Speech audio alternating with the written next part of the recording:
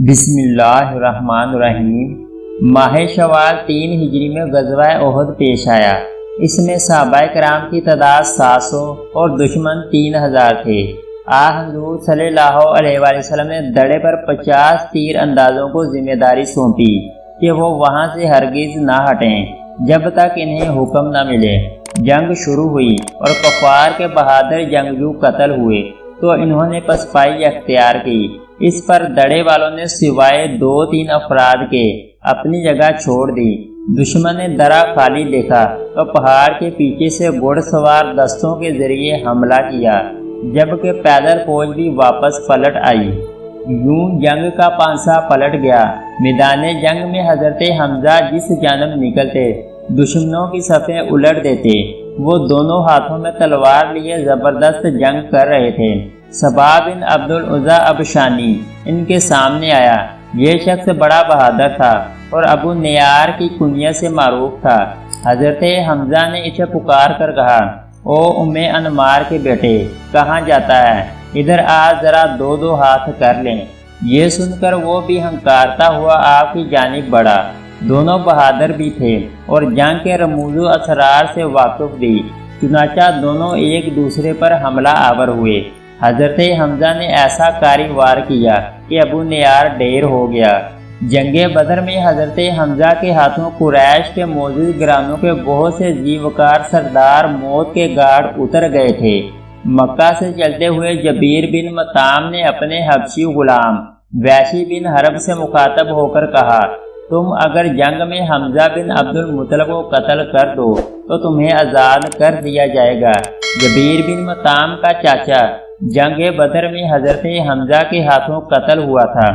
وحشی کو اس کے آقا کے علاوہ قریش کے بہت سے دیگر سرداروں نے بھی انعام کا لالچ دیا تھا، خاص طور پر سالار لشکر ابو سفیان کی بیوی ہندہ بنت عقبہ نے وحشی کو یہ کارنامہ سر انجام دینے کی ترغیب دلائی تھی۔ مکہ سے چلنے کے وقت سے لے کر حضرت حمزہ کی شہادت تک جب بھی ہندہ کو وحشی نظر آتا، اس سے کہتی، اے وحشی، تو ہمارا سینہ ٹھنڈا کر، ہم تیرا دل خوش کر دیں گے۔ وحشی حضرت حمزہ کے مقابلے پر آنے کی جرات نہیں کر سکتا تھا، مگر اس کے پاس ایک ایسا فن تھا جس پر اعتماد کرتے ہوئے اس نے حضرت حمزہ کو قتل کرنے کی حامی بھر لی۔ وہ دور سے نشانہ باندھ کر اس مہارت سے نیزہ یا خنجر پھینکتا تھا کہ اس کا نشانہ کم ہی خطا ہوتا تھا۔ حضرت حمزہ ذرہ نہیں پہنتے تھے۔ صبا بن عبد العزا کو قتل کرنے کے بعد ان کا پاؤں پھسلا اور وہ گر گئے۔ اٹھنے لگے تو پتھر کی اور سے وحشی نے نیزہ پھینکا جو ان کی ناک کے نیچے لگا اور جسم سے پار ہو گیا۔ انہوں نے اپنے قاتل کو دیکھ لیا۔ زخم کھا کر وہ لڑکھڑائے اور گر پڑے۔ اس کے باوجود ہمت کر کے اٹھے اور اپنے قاتل کی طرف بڑھنا چاہا، مگر پھر گر گئے اور شہید ہو گئے۔ سیدنا حمزہ کی شہادت پر کفار نے بے پناہ خوشیاں منائیں۔ ہندہ نے حضرت حمزہ کی لاش کی بے حرمتی کی، ناک اور کان کاٹ لیے، پیٹ چاک کر کے جگر اور کلیجہ نکال لیا۔ جگر کے ٹکڑے چبانا چاہے مگر نگل نہ سکی۔ ناک، کان اور دیگر اعضائے جسم کا ہار پرو کر گلے میں ڈال لیا۔ وہ خوشی سے جھوم اٹھی اور اس نے یہ اشعار کہے، ہم نے تم سے یوم بدر کا بدلہ لے لیا ہے، اور ایک جنگ کے بعد دوسری جنگ کے شعلے تو بھڑکتے ہی ہیں۔ مجھے اپنے باپ عتبہ کے قتل پر اور اپنے بھائی ولید اور چچا شیبہ اور بیٹے بکر کی جدائی پر صبر اور چین نہیں آتا تھا۔ آج میرا دل مطمئن ہو گیا ہے اور میں نے اپنی مانی ہوئی نظر پوری کر لی ہے۔ اے وحشی، تو نے میرے سینے کا غم دور کر دیا ہے اور میرے دکھوں کا مداوا مہیا کر دیا ہے۔ وحشی کے احسان کا شکر ساری عمر کے لیے میرے اوپر واجب ہو گیا ہے، جو میں ہمیشہ ادا کرتی رہوں گی، یہاں تک کہ میری ہڈیاں قبر میں گل سڑ جائیں۔ ہندہ بنت عتبہ کے اشعار کا جواب۔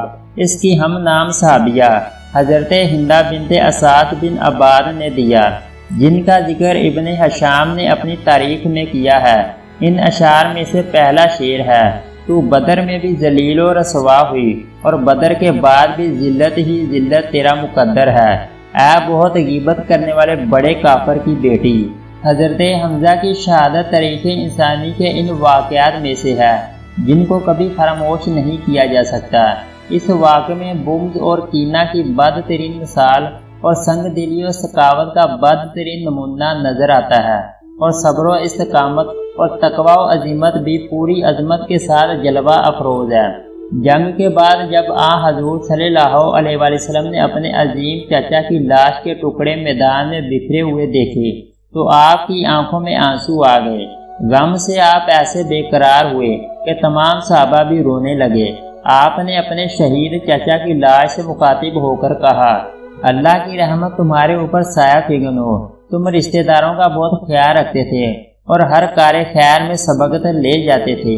اگر مجھے صفیہ کے غم و رنج کا خیال نہ ہوتا تو میں تمہارے جسم کے ٹکڑے یوں ہی میدان میں چھوڑ دیتا تاکہ انہیں درندے اور پرندے کھا جائیں اور تم قیامت کے دن انہی کے پیٹ سے اٹھائے جاؤ۔ خدا کی قسم میں تمہارے بدلے میں کفار کے 70 آدمیوں کا مسئلہ کروں گا۔ حضور صلی اللہ علیہ وآلہ وسلم کے اس ارادے پر اللہ تعالیٰ کی طرف سے آپ کو وحی کے ذریعے تاکید کی گئی، اور اگر تم سزا دو تو ویسی ہی سزا دو جیسی تمہیں اذیت پہنچائی گئی، اور اگر تم صبر کرو تو بلا شبہ صبر کرنے والوں کے لیے صبر ہی اچھا ہے، اور تم صبر کرو اور تمہارا صبر کرنا خاص اللہ ہی کی توفیق سے ہے۔ ابن کثیر اور امام القرطبی نے اپنی تفسیروں میں ان آیات کی شان نزول اسی واقعے کو بیان کیا ہے۔ اس حکم ربانی کے بعد آپ نے یہ ارادہ ترک کر دیا اور قسم کا کفارہ ادا فرمایا۔ نہ صرف یہ بلکہ آپ نے مسئلے سے سختی کے ساتھ منع فرما دیا۔ حضور اکرم صلی اللہ علیہ وسلم کا دل سخت غمگین تھا۔ اس موقع پر اللہ تعالیٰ نے صبر کی تلقین بھی کی اور آپ کے زخم پر مرہم بھی رکھا۔ آپ نے ارشاد فرمایا، مجھے جبرائیل امین نے خوشخبری سنائی ہے کہ حمزہ بن عبد المطلب کو 7ویں آسمانوں پر اور جنت الفردوس میں اسد اللہ لکھ دیا گیا ہے۔